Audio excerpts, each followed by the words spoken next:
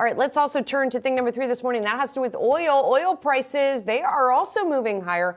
OPEC Plus agreed to stick to its existing policy of cutting oil production, a decision made as producers face uncertainty over Russian sanctions. But there is one area of Russian sanctions where we do have more certainty now, and that is the $60 oil price cap that EU nations and a bigger group decided to impose. At the same time, all of this China talk, that's helping oil too. So there are a couple of dynamics that are working in oil's favor right now. There is the China reopening. Of course, China, a big consumer of oil. There is the production targets coming from OPEC Plus. And there is that oil price cap, which has happened sort of as expected, even as Russia is pushing back against that. Yeah, it does seem like the reopening trade in China is the bigger story here. I'm just looking at some of these oil stocks pre-market, not seeing big moves in Exxon, you name it. Yeah, this essentially just makes sure that there is this 2 million barrel per day production cut that was decided in October that ultimately kind of just get reinforced here. And this was an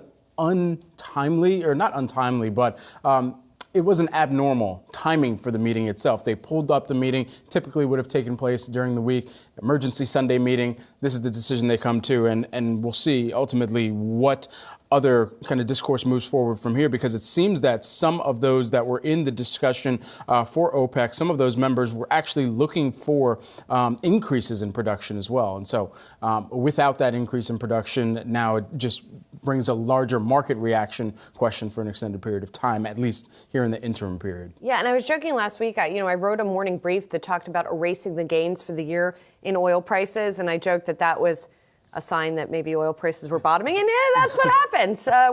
We've seen oil rise about 8% since then. So be sure to sign up for the Morning Brief newsletter. You can read Julie every week. Yeah, it could be a contrarian, maybe. Absolutely. It could be a contrarian indicator. It's all free, baby. It's all free. That's the idea. Yep.